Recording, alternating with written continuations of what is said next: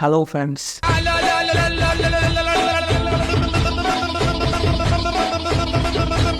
ரொம்ப நாள் கழிச்சு சந்தோஷமாக இந்த வீடியோ மேக் பண்ணுறேன். ஏன் அப்படின்னு தமிழில் பார்த்தா உங்களுக்கு கண்டிப்பாக தெரிஞ்சிருக்கும். ஃபைனலாக என்னோடய ட்ரீம் லேப்டாப்பை நான் வாங்கிட்டேன்.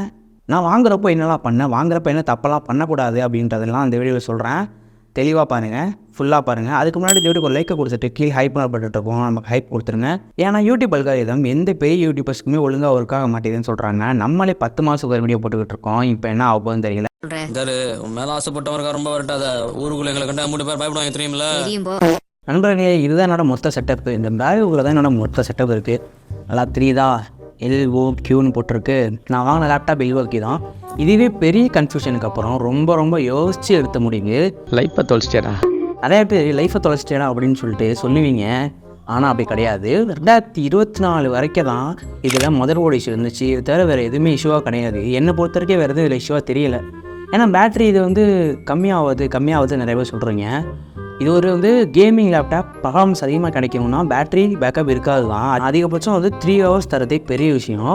எனக்கு சாலிடாக எடிட் பண்ணுறதுக்கு 3 ஹவர்ஸ் தருது. அதனால எனக்கு அது ஒரு பிரச்சனையாகவே தெரியலை.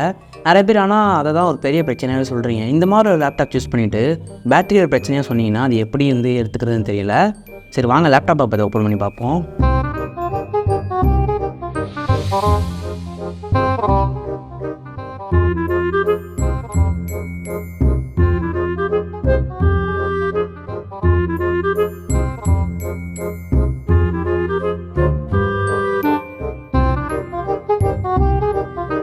வந்துடுச்சு.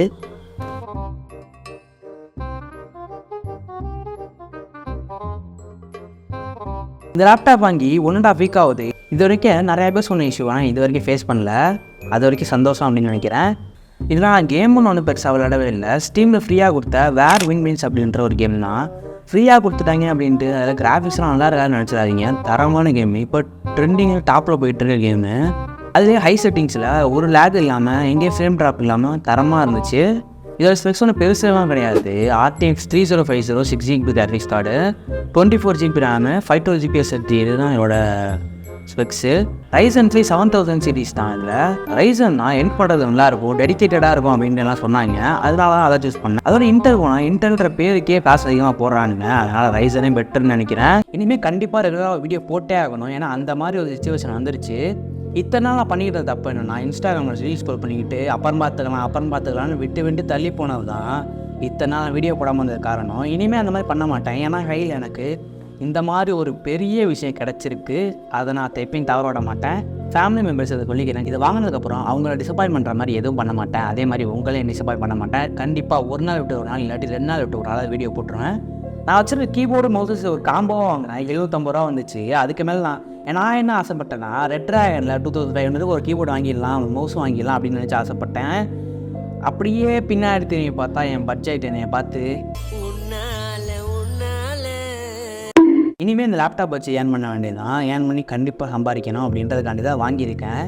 உங்கள் ஃப்ரெண்ட்ஸு இல்லை யாராவது ஐஃபோன் எடுக்கிற மாதிரி ஒரு முடிவில் இருந்தீங்கன்னா கண்டிப்பாக அதை அப்படியே கைவிட்டுருங்க. ஏன்னா இதுக்கப்புறமும் உங்கள் லைஃபுக்கு இன்வெஸ்ட் பண்ணாமல் இருந்தீங்கன்னா ஃப்யூச்சரில் ரொம்ப வருத்தப்படுவீங்க. என்ன போல சொல்கிறேன், இது இன்வெஸ்ட்மெண்ட்டாக அப்படின்னு கேட்டிங்கன்னா, நம்ம பிசி டாக் சொல்கிற மாதிரி பிசி பில் பண்ணால் மட்டும் இன்வெஸ்ட்மெண்ட் கிடையாது.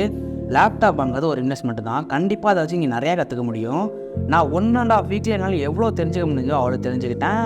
இனிமேல் போக நல்லா தெரிஞ்சுப்பேன் அப்படின்னு நினைக்கிறேன். This is it guys. அவ்வளோதான். இதுதான் சொல்லணும்னு சொல்லிட்டேன்னு நினைக்கிறேன்.